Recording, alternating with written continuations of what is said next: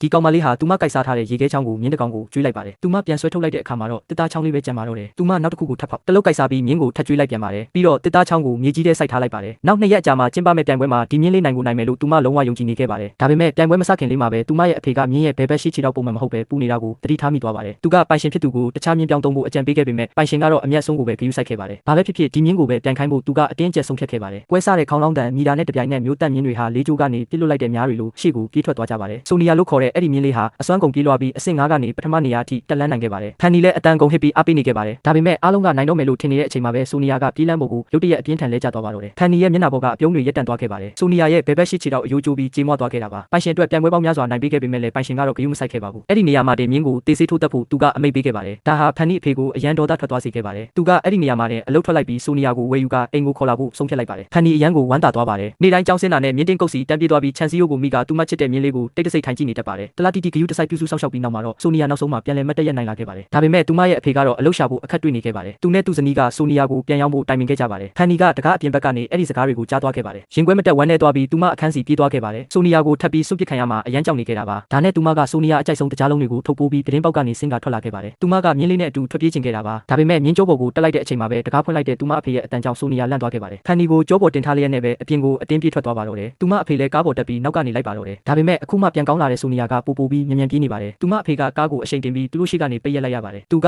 လက်နှစ်ဖက်ကိုမြှောက်ပြပြီးတမိဖြစ်သူကိုခုန်ချဖို့အချက်ပြလိုက်ပါတယ်ကံကောင်းစွာနဲ့ပဲသူမကိုလုံလုံခြုံခြုံဖမ်းမိလိုက်ပါတယ်အဲ့ဒီအချိန်မှာပဲအဖေတငယ်ချင်းကဆိုနီယာဟာအခုလေးတင်တနာရီကိုကီလိုမီတာ80ထက်ကျော်တဲ့အမြန်နှုန်းနဲ့ပြေးသွားတာလို့အားလုံးကိုပြောပြလိုက်ပါတယ်အဲ့ဒါကထိတ်တန်းပြိုင်မြင်းတစ်ကောင်ရဲ့အဆင့်ကိုရောက်နေပါပြီဖန်နီရဲ့မျက်လုံးတွေထဲမှာချက်ချင်းဆိုသလိုမျောလင်းချက်ရောင်ကြီးတွေလင်းလက်သွားခဲ့ပါတယ်ဆိုနီယာကိုအကောင်းဆုံးအခြေအနေစီပြန်ရောက်ဖို့အတွက်ရွာရဲဖလားပြိုင်ပွဲမှာဝင်ပြိုင်ခိုင်းဖို့သူမချက်ချင်းဆုံးဖြတ်လိုက်ပါတယ်နေ့တိုင်းမနက်9နာရီဆိုရင်ဖန်နီအချိန်မှန်နိုးလာပြီးအိတ်ချင်ပြေအောင်ကော်ဖီတစ်ခွက်တောက်ကဆိုနီယာကိုလေ့ကျင့်ပေးဖို့မြင်းတင်းကုတ်စီသွားခဲ့ပါတယ်မကြခင်မှာပဲပြိုင်ပွဲတွေကိုရောက်လာခဲ့ပါတယ်ဒါပေမဲ့ပြိုင်ပွဲမစခင်စစ်ဆေးမှုတွေလုပ်နေတော့ဆိုနီယာရဲ့ဘဲဘက်ရှိချီတောက်ကပြန်ပူနေတာကိုသူမအဖေတွေ့သွားပါတယ်သူကချက်ချင်းပဲမြင်းကိုမြင်းတင်းကုတ်စီပြန်ခေါ်သွားခိုင်းပေမဲ့ဆိုနီယာကသူ့နေရာမှာတင်လုံးဝမလုပ်ပဲရက်နေခဲ့ပါတယ်မြင်းလေးရဲ့မျက်လုံးတွေကငါလုံးနိုင်ပါတယ်လို့သူ့ကိုပြောနေတယ်လို့ပါပဲသူမအဖေပြားများသွားပါတယ်သူ့စိတ်ထဲမှာစိုးရိမ်မှုတွေနဲ့ကြောက်ရွံ့မှုတွေပြည့်နှက်သွားပါတယ်ဒါပေမဲ့တမိဖြစ်သူကအဖေကသူ့အသက်ကိုကယ်ခဲ့တာလေသူကကျေးဇူးပြန်ဆက်နေတာပါလို့ပြောလိုက်ပါတယ်နောက်ဆုံးမှာတော့သူကတမိကိုယုံကြည်ဖို့ရွေးချယ်လိုက်ပြီးသူစုထားသမျှပတ်စံအားလုံးကိုဆိုနီယာအပေါ်လောင်းကြီးထပ်လိုက်ပါတယ်ခေါင်းလောင်းတန်မီတာနဲ့တပြိုင်နက်ထိတ်တန်းပြိုင်မြင်းတွေအားလုံးခြေကိုပြစ်ထွက်သွားကြပါတယ်ဆိုနီယာကအနောက်ဝေးကြီးမှာကြံခဲ့ပေမဲ့အားမွေးပြီးမှန်ကန်တည်ငြိမ်တဲ့ခြေလမ်းတွေနဲ့ပြေးနေခဲ့ပါတယ်ပိုင်ရှင်ဟောင်းရဲ့မြင်းကိုကြော်တက်တော့မဲ့အချိန်လေးမှာပဲမြင်းစီသမားကကုန်းကြီးပေါ်ကနေပြုတ်ကျမလို့ဖြစ်သွားပါတယ်ဖန်နီအသက်ရှူရက်မတက်ဖြစ်သွားပါတယ်အဲ့ဒီအရေးကြီးတဲ့အခိုက်အတန့်မှာမြင်းစီသမားကသူ့ကိုယ်သူပြန်ထိန်းနိုင်ခဲ့ပေမဲ့နောက်ဆုံးအဆင့်ကိုပြန်ကျသွားပါတယ်ဒါပေမဲ့ဆိုနီယာအတွက်ကတော့ပြိုင်ပွဲကအခုမှစတင်တာပါကျယ်ဝန်းတဲ့ပြေးလက်မကြီးကသူ့အတွက်လိုက်မိဖို့အခွင့်အရေးဖြစ်လာခဲ့ပါတယ်ဖန်နီလည်းဆိုနီယာအတွက်သူမရဲ့ခွန်အားတွေအကုန်ထုတ်ပြီးစွမ်းကုန်အော်ဟစ်အားပေးနေခဲ့ပါတယ်ကောင်မလေးရဲ့ခေါ်တန်းကိုခန်းစားမိတဲ့ဆိုနီယာဟာရှိသမျှအားအင်တွေအကုန်ထုတ်သုံးလိုက်ပါတယ်ဖန်နီရဲ့အိမ်မက်တွေကိုတည်ဆောင်ရင်းပြိုင်ဘက်တွေကိုတယောက်ပြီးတယောက်ကြော်တက်ကပန်းနိုင်စီကိုဥတီသွားပါတော့တယ်နောက်ဆုံးမှာတော့သူကပထမဆုကိုရရှိသွားခဲ့ပါတယ်ပရိသတ်တခဲနဲ့ပောက်ကွဲထွက်လာပါတယ်ဘယ်သူမှမယုံနိုင်အောင်ဖြစ်သွားခဲ့ကြတယ်တက်ပစ်ခံရလူနီးပါးဖြစ်ခဲ့တဲ့ဒီမြင်းလေးဟာပြေးလန်းပေါ်ကဂန္ဓဝင်တစ်ကောင်ဖြစ်လာခဲ့ပါတယ်အဲ့ဒီခိုက်တန့်မှာဖန်နီရဲ့အိမ်မက်ကအံ့ဖွယ်တစ်ခုလိုတကယ်ဖြစ်လာခဲ့ပြီးကိုကရင်ထဲတဲကနေဘာကိုမှမချန်ထားပဲအစွမ်းကုန်ပြေးလွှားတဲ့အခါကဘာကြီးကကို့အတွက်လမ်းဖက်ပေးစမြဲပါပဲဆိုတာကိုကြည့်နေသူအားလုံးကိုပြောပြနေတယ်လို့ပါပဲ